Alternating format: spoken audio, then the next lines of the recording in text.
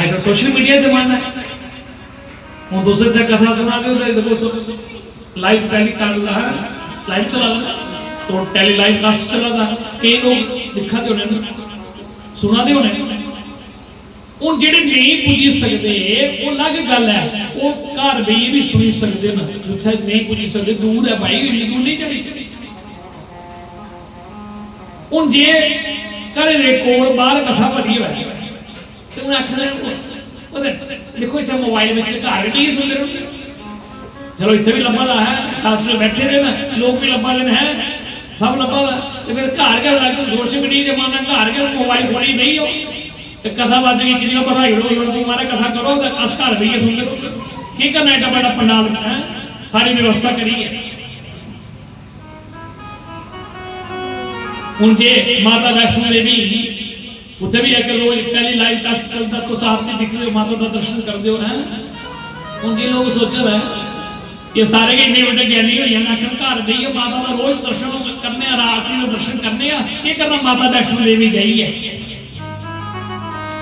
चलो नहीं रोज जा सकते उस सोशल मीडिया द्वारा पहली लाइव कास्ट द्वारा जाइए, उस रोज आरती का दर्शन करो है।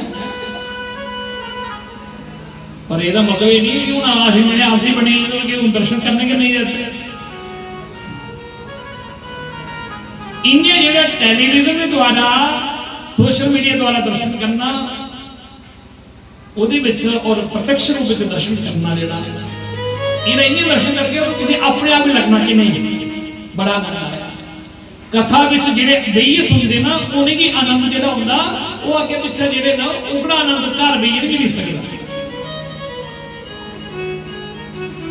इसलिए आप कहीं दूर कथा हो रही है तो कोई बात नहीं, आप घर बैठ के सुनो, समय बर्बाद मत करो, भगवान की कथा सुनो। पर अगर पास में बगल में गांव में कहीं कथा हो रही है तो कथा में बैठ करके उस व्यास मंच के आगे बैठ करके कथा को सुने।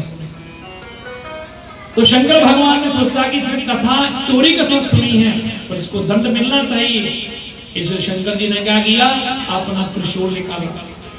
शिव जी ने त्रिशूल कटे, सुखदेव जी ने देखा वो भगवान शंकर ने छोड़ दे, आगे आगे सुखदेव जी पीछे पीछे भोलेनाथ। उन्होंने सुखदेव जी सुखदे उड़ते उड़ते चली कुछ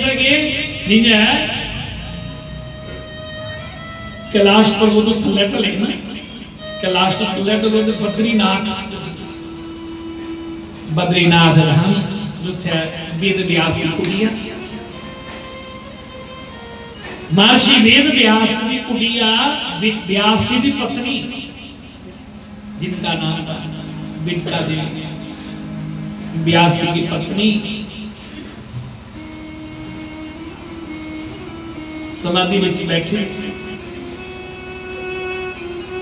इन्नी देर सुखदेव जी अपने आप ही बचाने वास्ते सामने देखा तो एक कुटिया, और कुटिया में जिन्हें प्रवेश किया, जिन्हें अंदर प्रवेश किया इन्नी देर ऋषि पत्नी व्यास जी की पत्नी की उवासी आई।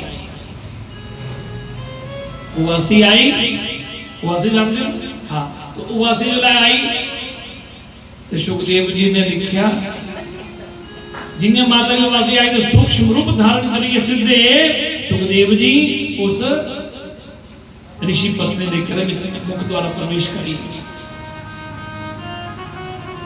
व्यास जी की पत्नी ने देखा क्यों यार वो जीव मेरे वासी आई, कोई जीव प्रवेश करी, अखा खोलिया, भगवान वेद व्यास की पूछेंगे प्रभु क्या हो गया, देखना मुझे वासी आई, कोई जीव मेरे मुख के द्वारा कोई प्रवेश, कौन जीव है ये? व्यास जी महाराज ने कहा देवी तू मेरी कई बार प्रश्न कर दी, मेरी पूछती महाराज तुझे एडे बड़े संत हो, त्रिकादर्शी संत हो, साढ़े कोई पुत्र होना चाहिए। और देवी मैंने तुम्हें कहा था ना कि तुम इंतजार करो, इंतजार करना पड़ेगा। और देखिए आज वो इंतजार की घड़ी खत्म हो गई। ये तुम्हारे जो मुख के द्वारा जिसने प्रवेश किया है, भगवान वेद व्यास ने सब कुछ देख लिया। उसने कहा देवी ये कोई साधारण जीव नहीं है जिसने भगवान शंकर से पूरी अमर कथा को सुना है, और वही जीव तुम्हारे मुख के द्वारा प्रवेश किसने किया है, और तुम्हारे गर्भ से वो पुत्र बन के जन्म लेगा। व्यास जी की पत्नी बड़ी प्रसन्न हो गई। शंकर जी ने जब देखा कि वो तो ध्यान लगाया, वो तो व्यास जी की पत्नी के घर में चले गए, भगवान शंकर जी लौट कर चले गए।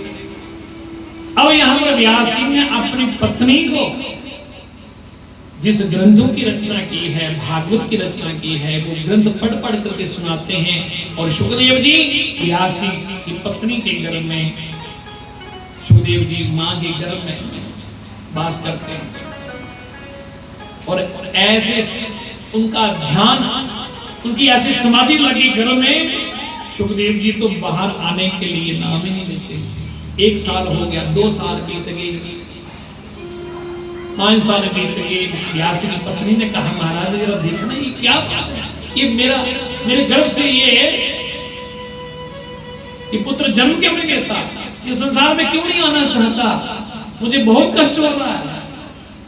तो व्यास जी ने जब ध्यान लगा करके देखा, सुखदेव जी उस मां के गर्भ में समाधि उनकी लग गई, ऐसी समाधि लग गई। व्यास जी ने ध्यान लगा करके कहा, बेटा तुम बाहर क्यों नहीं आना चाहते, संसार में क्यों नहीं आना चाहते, तुम्हारी मां को बहुत कष्ट हो रहा है। तो सुखदेव जी ने कहा, पिताजी मैं संसार में नहीं आना चाहता, अरे मैं तो आना ही नहीं चाहता था। प्रभु यहाँ बड़ा आनंद है, भगवान की माया बड़ी विचित्र है, उससे बचना बड़ा मुश्किल है। मैं भगवान की माया से मुझे बड़ा डर लगता है। व्यास जी ने कहा, बेटा तुम बाहर आओ, संसार में आओ, मैं तुम्हें आशीर्वाद देता हूं कि भगवान की माया का असर तुम पर नहीं होगा। पर सुखदेव जी ने कहा, मेरी शर्त है,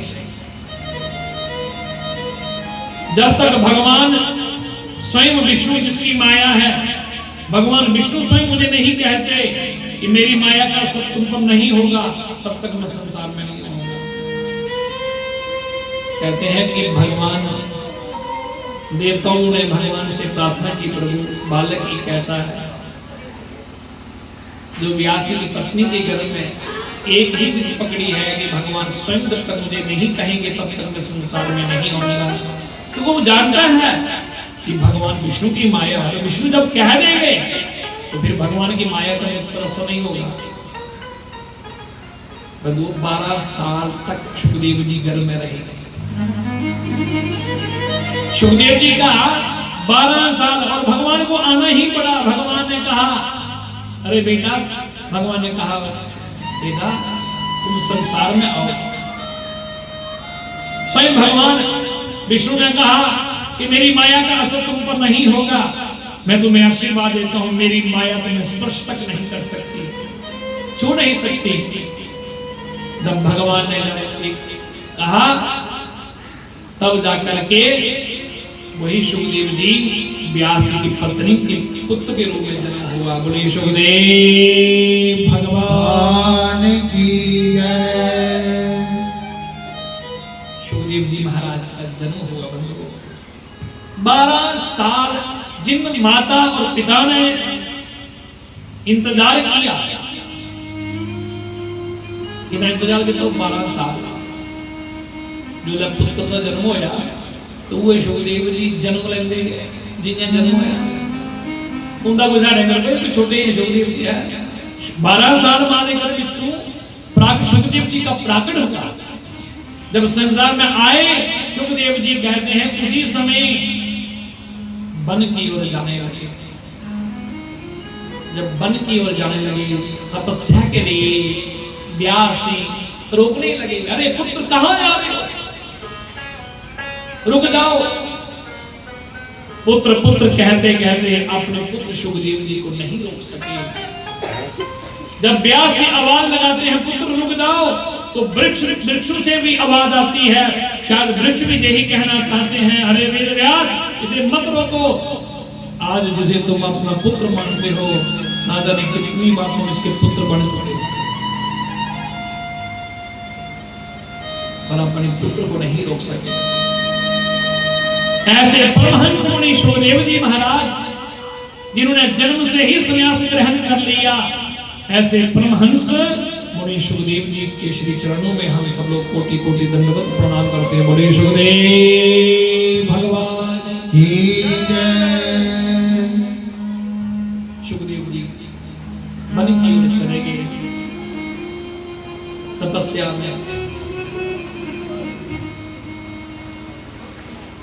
बड़ी तपस्या की शुकदेव जी ने।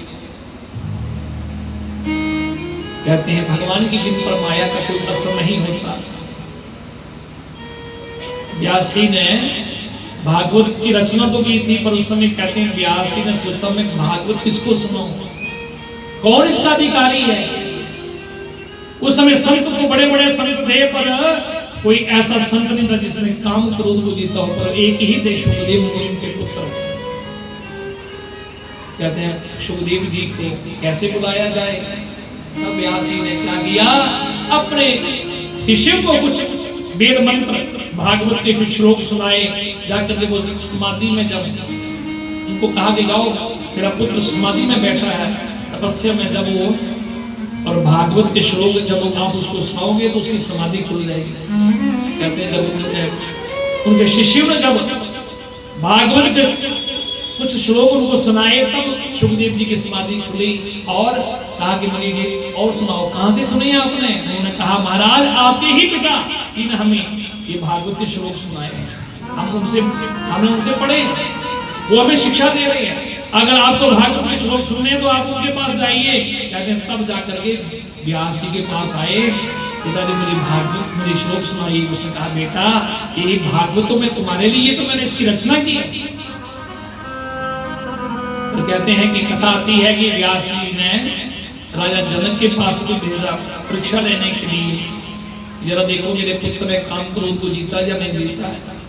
और कहते हैं राजा जनक ने उसकी बड़ी कड़ी परीक्षा ली और पूरे राज्य में ढंढोरा भेज दिया कि इस संत ने काम क्रोध को जीता है। तब जाकर के व्यास जी ने उनको भागवत का अधिकारी समझा। भागवत ऐसे नहीं सुनाई, भागवत इसने काम क्रोध को जीता है। और वही शुकदेव जी महाराज ने जिन्होंने अपने पिता से पूरी भागवत सुनी थी, और वही शुकदेव जी ने कलयुग के प्रारंभ में ये भागवत किसको सुनाई? राजा परीक्षित को सुनाई। अब ऋषि ने पूछा महाराज ये बताओ ये शुकदेव जी उनके बारे में तो आपने हमें शुकदेव जी का जीवन चरित्र सुनाया, पर शुकदेव जी महाराज इन्होंने भागवत परीक्षित को क्यों सुनाई? क्योंकि परीक्षित एक राजा थे, पर आपने खुद कहा है कि भागवत तो परमहंसों की संगीता है। देखिए जब व्यास जी ने उनको भागवत सुनाई, ये समझ के नहीं कि मेरा पुत्र है, ये समझ के संत ये मेरा पुत्र जिसने काम क्रोध को जीता है,